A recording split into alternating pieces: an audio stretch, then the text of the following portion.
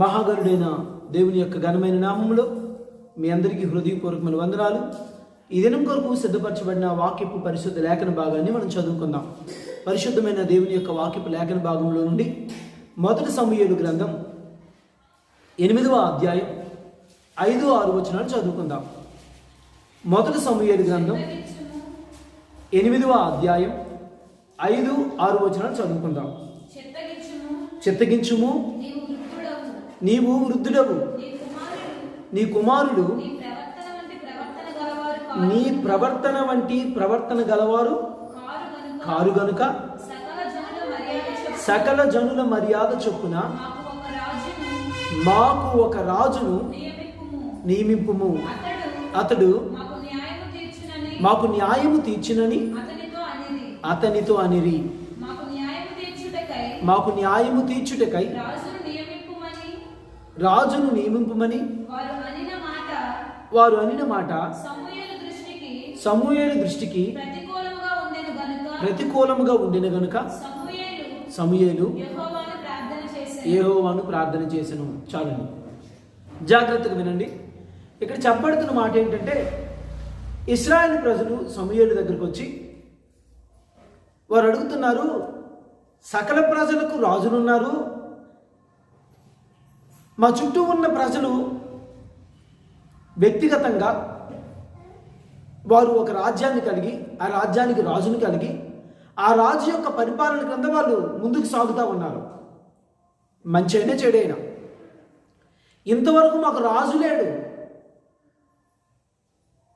పోనీ నీ పిల్లలు ఏమైనా యోగ్యులు అంటే వారు యోగ్యులుగా లేరు. లంచం పుచ్చుకొని న్యాయాన్ని త్రిప్పివేస్తూ ఉన్నారు. ఇప్పుడు మాకు రాజు కావాలి అన్నారు. అసలు ఇక్కడ జరిగిన సందర్భం ఏంటంటే, ప్రియమైన దేవుని పిల్లలారా, అంతవరకు కూడా వాళ్ళు ఏదైనా యుద్ధం చేయాలనుకోండి, సమూయేలు వెళ్ళేవాడు, ప్రార్థన చేసేవాడు, దేవుణ్ణి అడిగేవాడు. వెళ్ళాలా వద్దా దేవుణ్ణి అడిగితే దేవుడు వెళ్ళమంటే యుద్ధానికి వెళ్ళేవారు, దేవుడు వద్దంటే మానేసేవారు. వ్యవసాయం కానీ, వ్యాపారం కానీ, యుద్ధం కానీ, ఎలాంటి పరిస్థితులు వచ్చినా వారు ఏం చేసేవారంటే, దేవుడు మాకు ఏం చెబుతాడా అని ఎదురు చూసేవారు. ఇప్పుడు వీళ్ళు అడుగుతున్నారు, ఇలాంటి పరిస్థితులు మరి మాకు వద్దు, మాకు ఇప్పుడు రాజు కావాలి అని అడుగుతున్నారు. సమూయేలుకి ఇది చాలా భిన్నంగా ఉంది, చాలా భిన్నంగా ఉంది. ఏం చేయాలి ఈ పరిస్థితుల్లో? నా పిల్లలు సరైన కారు, దాన్ని నేను ఒప్పుకుంటాను. కానీ ఇలాంటి పరిస్థితుల్లో ప్రజలే రాజు కావాలని కోరుకున్నప్పుడు నేను ఏం చేయగలగాలి? ప్రార్థన చేయడం ప్రారంభించాడు. ప్రార్థన చేయడం ప్రారంభించినప్పుడు దేవుడు చెప్పాడు, ప్రజలు కోరుకున్నట్లు నువ్వు వారి కొరకు రాజుని నియమించు. ఎందుకంటే వారు నిన్ను కాదనడం లేదు, నీ వెనుక ఉన్న నన్నే కాదంటున్నారు. వారు నిన్ను తృణీకరించడం లేదు, నన్నే తృణీకరిస్తామన్నారు. కాబట్టి నువ్వేం చేస్తావంటే వారికి ఒక రాజుని ఏర్పరచు. అయితే ఆ రాజు ఎలా ఉంటాడో, ఏం చేస్తాడో పోసగుచ్చినట్లు చెప్పమన్నాడండి. విపులంగా చెప్పు. మనం ఓపిక పడి ఈ 8వ అధ్యాయంలో 10వ వచనం నుండి 22వ వచనం వరకు చదివితే సమూయేలు అంటాడు, ఆ రాజు ఎలా ఉంటాడంటే, రథములు తోలడానికి, గుర్రములు మేపడానికి, రాజు మందల మేపడానికి, రాజుకు భోజనం వండడానికి మీ పిల్లల్ని తీసుకుపోతాడు, మీ పనివారిలో మంచోళ్ళు తీసుకెళ్ళిపోతాడు, మీ కుమార్తెల్లో మంచోళ్ళు తీసుకెళ్ళిపోతాడు. ఆ రాజు తన మనసుకి ఇష్టం వచ్చినట్లు చేస్తాడు, కఠినుడై ఉంటాడు, మీ మీద పెత్తనం చెలాయిస్తాడు, పెద్దరకం చేస్తాడు అని రాబోయే రాజును గురించి ముందుగానే దేవుడు ఇశ్రాయేలు ప్రజలకు తెలియచేశాడు. అయినా వాళ్ళు ఏమన్నారంటే, ఎలాగైతే అలా కావనేయండి, మాకు మాత్రం రాజు కావాలి. ఏం పర్వాలేదు, మా పిల్లలు తీసుకెళ్ళిపోతాడా పర్వాలే, మా మీద పన్నులు వేస్తాడా పర్వాలే, పెద్దరకం చెలాయిస్తాడా పర్వాలే, మాకు ఇప్పుడు ఒక రాజు కావాలి. కంటికి కనబడని దేవుణ్ణి విశ్వాసముతో ఇంతవరకు సేవించి, విశ్వాసముతో వెంబడించి, విశ్వాసముతో నమ్ముకున్న తరం, అంతవరకు నమ్ముకున్న ఆ తరం ఇప్పుడు ఏమంటున్నారంటే, మా కంటి ముందు ఒక వ్యక్తి కనబడాలి, ఆ వ్యక్తి మమ్మల్ని నడిపించే రాజు అయి ఉండాలి, ప్రభు అయి ఉండాలి అని అడగగానే దేవుడు వారికి రాజుని ఇవ్వడం జరిగింది. ప్రియమైన దేవుని పిల్లలారా, ఇప్పుడు ఒక విషయాన్ని మీ ముందు ఉంచాలని ఆశపడతా ఉన్నాను.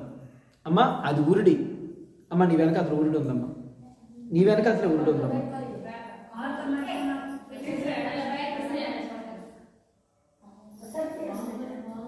అయిపోయింది. ఇప్పుడు ఒక విషయాన్ని మీ ముందు ఉంచాలని ఆశపడుతూ ఉన్నానండి. 15వ శతాబ్దంలో భారతదేశ చరిత్రలో వాస్కోడి గామా అనే ఒక పోర్చుగీస్ నావికుడు భారతదేశానికి సముద్ర మార్గాన్ని రావడం జరిగింది. 15వ శతాబ్దం చివరిలో ఆయన రావడం జరిగింది. ఇంచుమించు 15వ శతాబ్దం ప్రారంభంలో 1498 అనుకుంటా. 1498 సంవత్సరంలో 97-98 సంవత్సరంలో అతడు భారతదేశానికి రావడం జరిగింది. డేటు అటు ఇటు కావచ్చేమో, కానీ భారతదేశానికి మొట్టమొదటి సముద్ర మార్గాన్ని కనిపెట్టింది మాత్రం పోర్చుగీస్ నావికుడైన వాస్కోడి గామా. ఇతడు సముద్ర మార్గాన్ని కనిపెట్టిన తర్వాత భారతదేశానికి వ్యాపారం కోసం వచ్చి వెళ్ళిపోయిన తర్వాత మరలా కొన్ని సంవత్సరాలు గడిచిన తర్వాత మరలా తిరిగి రావడం ప్రారంభించాడు. వ్యాపారం కోసం వచ్చిన ఆ పోర్చుగీస్ నావికులు ఆ తర్వాత ఏం చేశారంటే క్రమేపీ వారి వ్యాపార పద్ధతితో ఆయా ప్రాంతాలను వారి ఆధీనంలోకి తెచ్చుకుంటూ వారి వ్యాపార సామ్రాజ్యాన్ని విస్తరిస్తూ వారి తర్వాత డచ్ వారు, ఆంగ్లేయులు, అలా ఒకరి తర్వాత ఒకరు భారతదేశంలోనికి వ్యాపారం కొరకు రావడం, వ్యాపారం కొరకు వచ్చి భారతదేశాన్ని ఆక్రమించడం జరిగింది. చాలా జాగ్రత్తగా గమనించండి. ఇప్పుడు వ్యాపారాలు ఎలా ఉన్నాయంటే మొట్టమొదట ఫ్రీ అన్నట్టు ఉంటాయి, ఆ తర్వాత మన మీద పెత్తనం చలేస్తాయి. అసలు వ్యాపారం చేయాల్సిన అవసరత ఏదైనా ఉంటే నిజంగా చేస్తే రైతే చేయాలండి. ఆ రైతే కనుక వ్యాపారం చేస్తే ఇంకెవరు మరి గంజి నీళ్ళు తాగక్కర్లేదు. కష్టపడ్డ రైతుకి దొరికే ఫలం వేరు, కానీ వ్యాపార దృష్టితో వ్యాపారం చేస్తున్న వ్యాపారికి దొరుకుతున్నది వేరు. ఈ 15వ శతాబ్దంలో ఈ 1497-98 ప్రాంతంలో ఈ ప్రాంతానికి వచ్చిన వాస్కోడి గామాతో ప్రారంభమైన విదేశీయుల రాక, ఆసియా ఖండంలో ఈ విదేశీయుల రాక క్రమేపీ పెరగడం ప్రారంభమైంది. అలా పెరుగుతూ ఒక్కో ప్రాంతాన్ని ఒక్కొక్క దగ్గర వ్యాపార కేంద్రాలను ఏర్పాటు చేస్తూ చివరికి భారతదేశాన్ని అంతటిని కూడా వారు తమ ఆధీనంలోనికి తీసుకునేటంత స్థితికి వెళ్ళిపోయింది.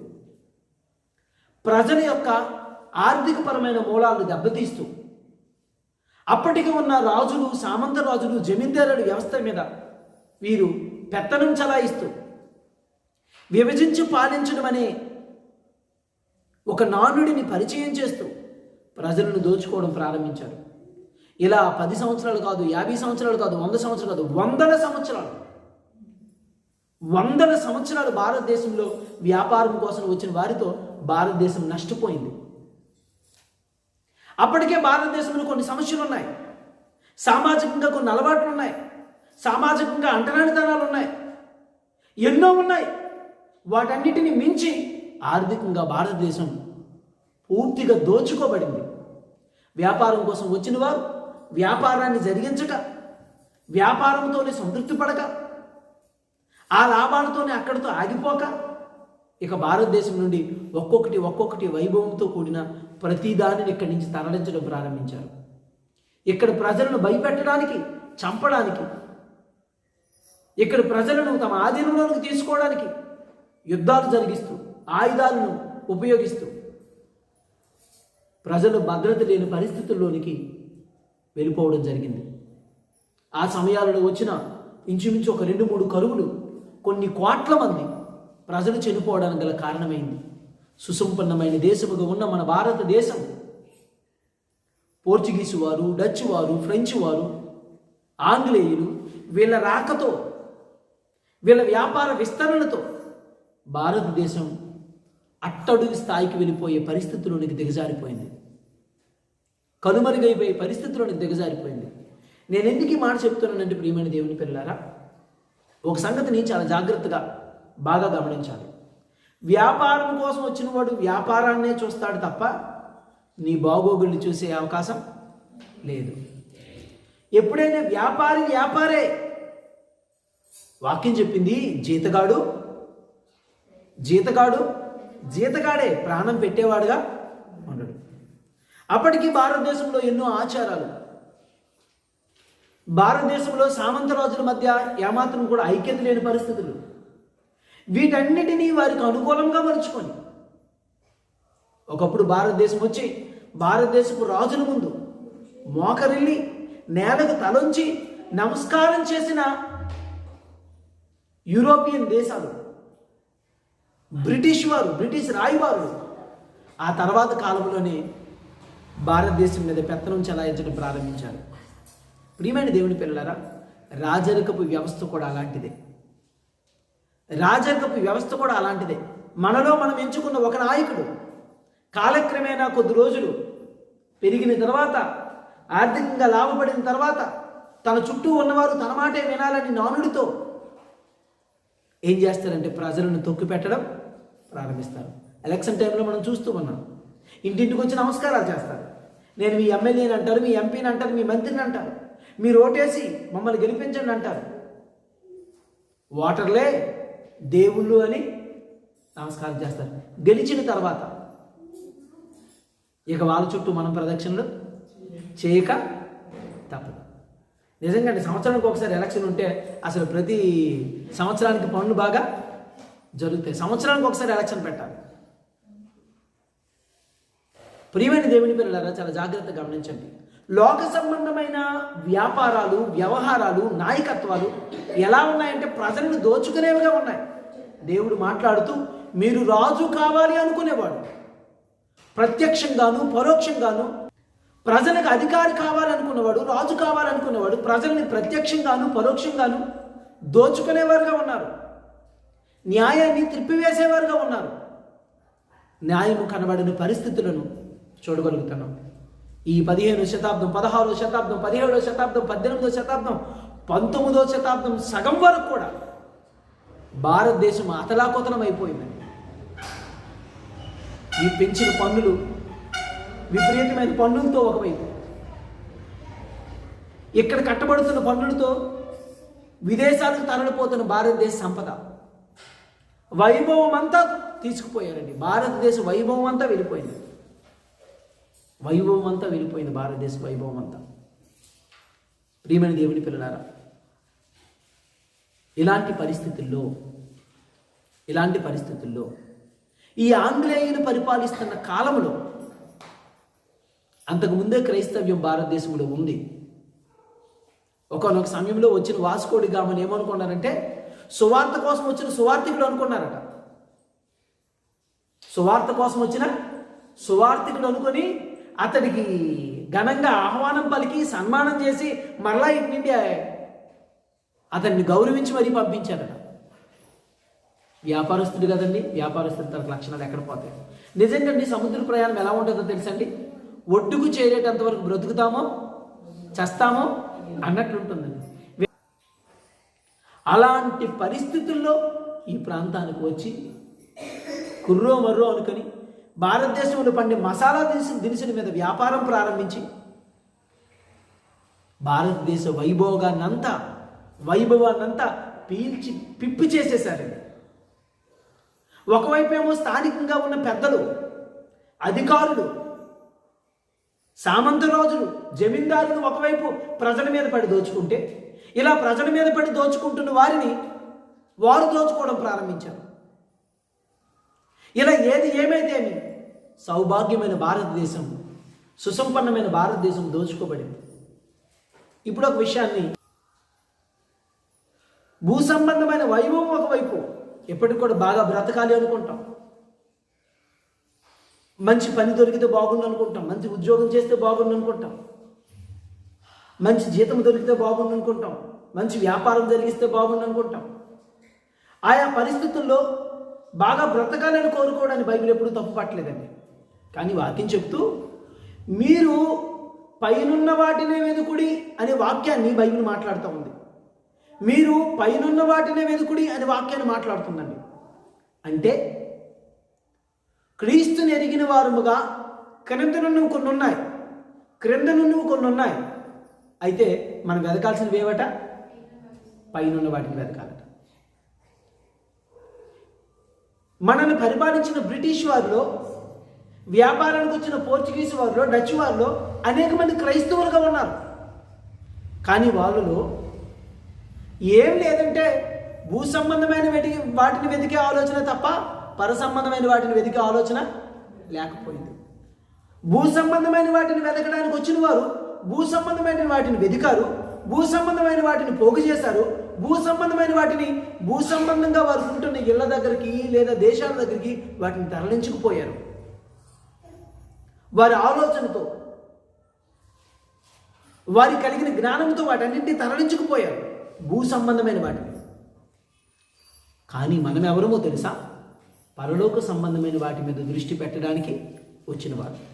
అలా వచ్చిన మనం, ఇలా ప్రభువుని అంగీకరించిన మనను గురించి వాక్యం ఒక మాట చెప్తుంది. ఒకవేళ నువ్వు అధికారి అయితే, నీ క్రింద పనివారు ఉంటే, నీ కింద అనేక మంది పనిచేస్తూ ఉంటే, నువ్వు ఒకవేళ యజమానుడు అయితే, నీ క్రింద సేవకులు ఉంటే, నీ బాధ్యత ఏంటి? నువ్వు ఎలా ప్రవర్తిస్తావు, ఎలా మసులుకుంటావు, నీ చుట్టూ ఉన్న వారితో ఎలా కొనసాగుతావు? వాక్యం చెప్తూ అదే కొలస్సీలకు రాసిన పత్రికలో 4వ అధ్యాయంలో మొదటి మాటను చదువుకున్నాం. యజమానులారా, పరలోకములో మీకును యజమానుడున్నాడని ఎరిగి న్యాయమైనది ధర్మానుసారమైనది వాక్యం చెప్తుంది. యజమానులారా, పరలోకంలో మీకును యజమానుడున్నాడని ఎరిగి ధర్మానుసారమైనది న్యాయానుసారమైనది జరిగించాలట. అలా జరిగించినప్పుడు నీవు పైనున్న వాటిని వెతుకుతున్న క్రైస్తవుడు కాదు. ఉన్నారు, అన్నదమ్ములు దోచుకునేవారుగా ఉన్నారు, అక్క చెల్లెండ్రులు దోచుకునేవారుగా ఉన్నారు. అసలు మన చుట్టూ మనం చేస్తున్న ఆలోచన ఎలా ఉందంటే, ఏది నాకు లాభకరమో, ఏది నాకు ప్రీతికరమో, ఏది నాకు ఉపయోగపడుతుందో, ఏది నా ఇంకొకరి చేతుల్లో నుండి తీసుకోవాలనే ఆలోచనతో మన చుట్టూ ఉన్న సమాజం మధ్య మనం బ్రతుకుతున్నాం. ఆలోచించండి ఎప్పుడైనా ప్రియమైన దేవుడి పిల్లలారా, మనం ఇప్పుడు ఏది ఆలోచిస్తాం? మనకి ఏది ప్రయోజనం, మనకి ఏది లాభం, మనకేది మేలుకరం, మనకేది ఉపయోగకరం, అదే ఆలోచిస్తుంది తప్ప ఇతరులకు ప్రయోజనకరమైన దాని గురించి ఎప్పుడైనా ఆలోచించామా? నేను ఎవరికైనా ఏమైనా ఉపయోగపడగలనా? నేను ఎవరికైనా మేలు చేయగలుగుతానా? నేను ఎవరి అవసరానికైనా ఉపయోగపడతానా? ఎవరి కష్టానికైనా నేను ఉపయోగపడతానా? ఎవరి కన్నీళ్ళైనా నేను తుడుస్తానా? ఎవరినైనా నేను ఓదార్చగలుగుతానా?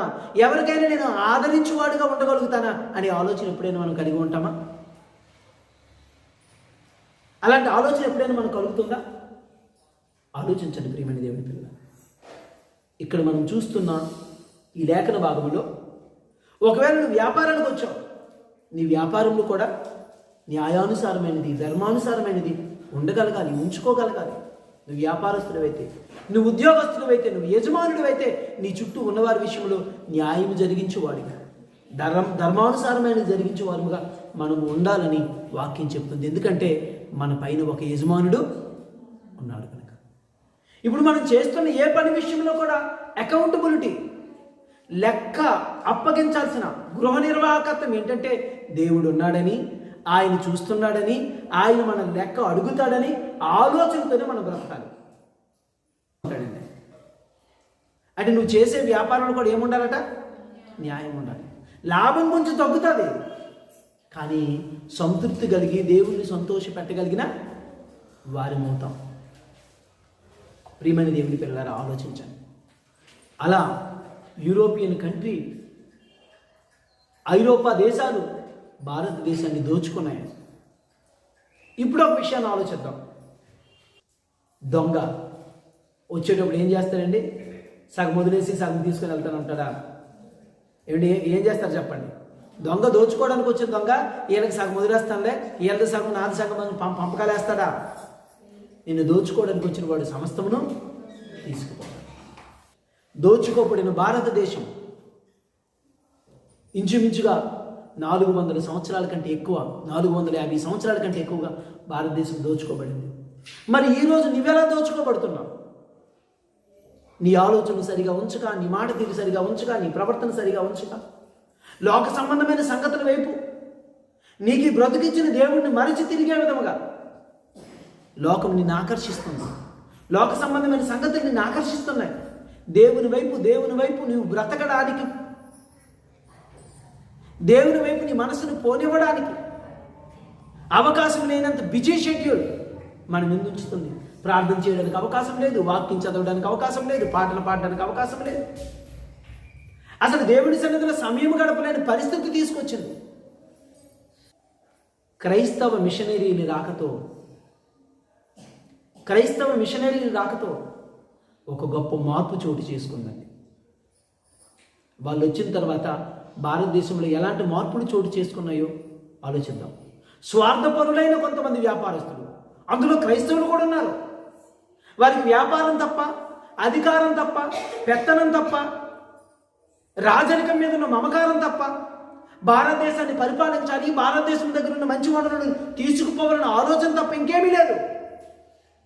వారు ప్రభువుని పూర్తిగా ఎరిగిన వారు కాదు, ప్రభువుకు లోబడిన వారు కాదు, చెడ్డదాసులు వారు. ప్రభువుని ఎరిగిన వారిలో ప్రభువు చూస్తున్నాడని, ప్రభువు అందరి ఎడల ఒకే విధంగా ఉన్నాడని, ప్రభువు ప్రేమిస్తున్నాడని ప్రేమ కలిగిన కొంతమంది క్రైస్తవ మిషనరీలు అదే సమయంలో భారతదేశానికి రావడం జరిగింది. వారి రాకతో భారతదేశంలో ఎన్ని మార్పులు చోటు చేసుకున్నాయో ఇంకొకసారి మాట్లాడదాం.